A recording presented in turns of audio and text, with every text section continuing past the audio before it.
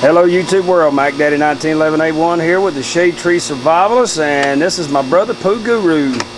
And today he finally showed up, a little late, but better late than never, to Survival Fest 2012, and he is going to introduce his survival gear that he has purchased. Tell us what everything is, what it does. There you go. Alright, well, like you said, better late than never. I've been a little bit late trying to get my pack together, but my brother did give me a list of stuff, and I took the most important things right now that were not readily accessible and went out and bought them today. I spent about $250 in the Army Navy surplus store and found some very peculiar items. The most peculiar was this particular bottle that I've got right here. You can refill it up to 750 times, which gives you about, well, approximately 100 gallons of clean water. It's instant. You don't have to measure out the water tablets or the other doodads or whatever else you put in water and everything else, and you can use it once and put it up for 6 months and it'll still be good. It doesn't go bad, according to the people that sold it to me. And I read a little bit on it, and it's 32 ounces, which is 1 quart. So that was that one. Let's get some fresh water. I found some pretty neat binoculars. Got a little case to go with it. Figured they were camo, so if I drop them, nobody else can find them, but I probably won't be able to find them either. But they're small, compact, so they'll easily fit into the pouch. Whatever type of storage bag that I have, preferably one that's waterproof.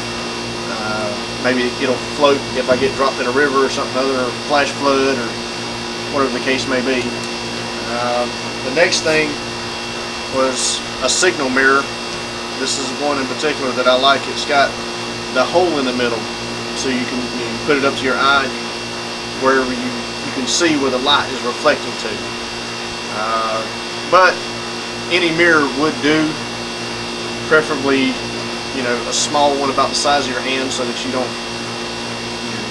can pack it easily along with everything else. That's probably one of the main things, is making sure everything that is in the bug out bag that Matt has advised us to keep is small, compact, and lightweight, because if you got a bug out in a hurry, you don't want to be packing 900 pounds worth of crap.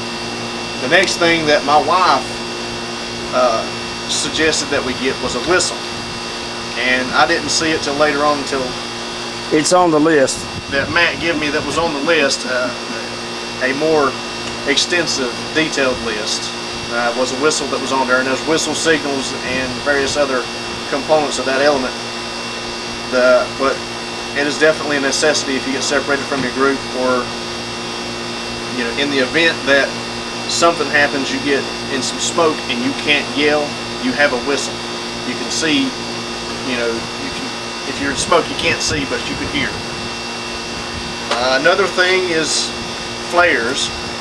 They weren't pricey, but I bought a couple. Just, you never know. You signal helicopter with them a whole lot faster than you could with a freaking mirror, I imagine. Well, yeah, definitely. Redundant systems is good. Definitely. You've got the glow sticks. Those are popular and very well liked by most everybody. I'll tell you this, they're fine to see each other, but try reading something at night when your power goes out with them things. They're worthless, but they do okay. We've used them here when the powers went out. We got us about a half a dozen. I think they're a couple different colors, some 8 hours, some 12 hours. Yeah, a couple 12 hours in there. I bought my wife a brand new canteen that hadn't been slobbered on yet, so this would be helpful to purify that water and then pour it in the canteen. Then you could purify another quart of water, so you'll have 2 quarts that you can drink off of if you've got 2 people, 3 people, 5 people. It assists. A canteen cup would also be good in case you need to for coffee, making coffee, boiling water. That's something else y'all should think about.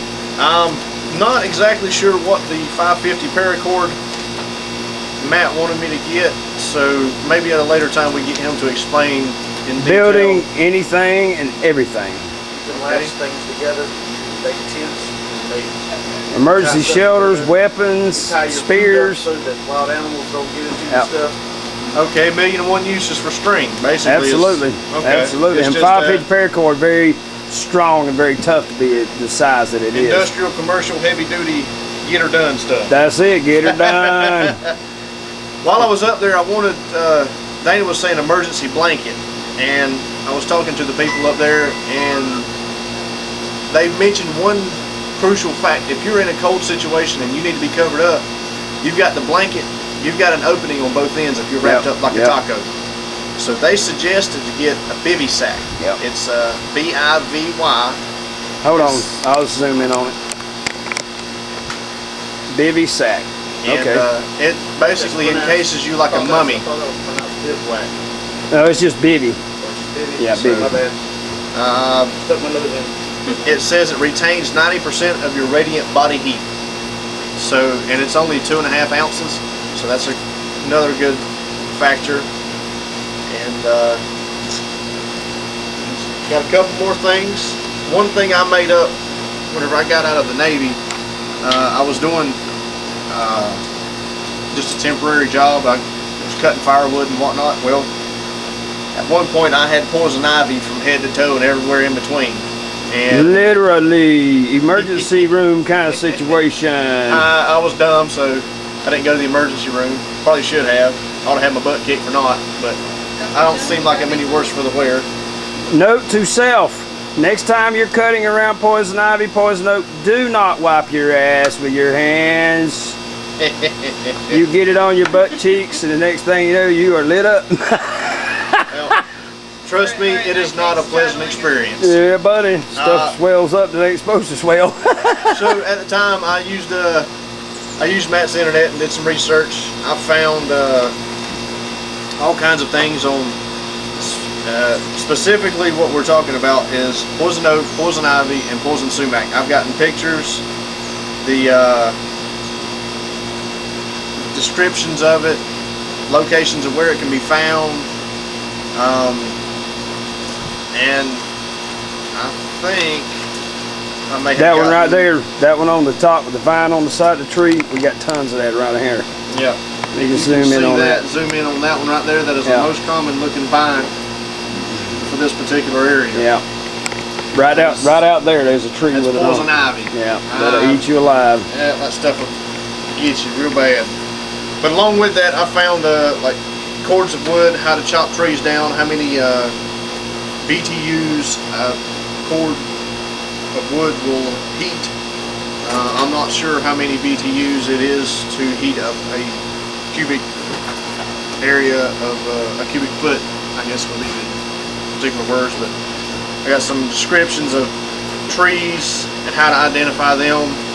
Just some of the more common ones for this area, which is northwest Georgia. And last but not least, probably the neatest thing, which is a pretty extensive pack. It's a medical pack, medical first aid kit, and it cost me about $80, but it is loaded to the gills with, I mean, just all kind of stuff. Any lollipops in there? Well, you can put a Need lollipop something for the in there. kids. The kid goes to the doctor, he needs a lollipop. You know, I mean, it's got the scissors, it's got gauze out the wazoo, it's got cold packs, triangular bandages, more gauze. It's got the scissors. It's got a thing. Which store did you guys go to? The one in Chattanooga? East Brainerd. Yeah. That's a good Up store. there in Chattanooga. Yep. Found a lot of stuff there. The staff was very friendly and helpful. The instant clotting gauze, hemostats, they had a chapstick in here, man. I mean, cleansing towelettes, tape, safety pins. Tell you something else in this area of the world you need, and that's a pair of sunglasses in your kit. Why? Because in summer, that's obvious. However, in the snow, you don't have sunglasses, you will have snow blindness in no time. And I was trying to figure out what this little gadget was, and she said it was to do It's an innovation. that, like you do on them surgery shows and whatnot. The intubate, they stick it down your throat, and it's got little grooves down the side of it that let air come in and out. Oh, I didn't know that. So Yeah, I mean, I don't know if you It's could really easy. zoom in on it. Maybe you can kind of see the grooves. It's the tongue depressor, is the round part. I think we can get that. Slide it in. Yeah, okay, I see it. Yeah. Kind of see the grooves, Yeah. and you just slide it down the throat, and it opens up your airway. So that way, if your throat's swollen shut, you can still breathe. I mean, they got gloves, they got more. Hey man, that'd be gloves. cheaper than that CPAP machine, dude. Hey, look, it's even got a splint. Something other about a splint, universal splint. What's the clotting gauze? It's got something in there to make it It clot. makes you, it makes Yeah. you, it clots okay. faster. So that Maybe it's it's what got was an it they used agent. back in World War II? Sulfur to make it clot up. It might be something. Well, I don't know if it was for make it clot, but they used it on open wounds. More gauze, It's got eye wash, latex tourniquet. I work, that's a good idea. If you're allergic to latex, you just screwed. Go ahead and deal with it. No, you don't. You can use that those gloves like we use for mechanicking around here and everything else. The nitrile. It comes in a pretty compact sack and it's waterproof. That's the kicker. That's what sold me on it. It was waterproof. That's a good deal, man. So, and Now you know my viewers want gun porn, so y'all bring a firearm of any kind. Y'all suck, Not man. today. not today. Okay. Are you Gun porn, gun porn, gun porn. Oh yeah, oh gun porn. Oh, sorry about that.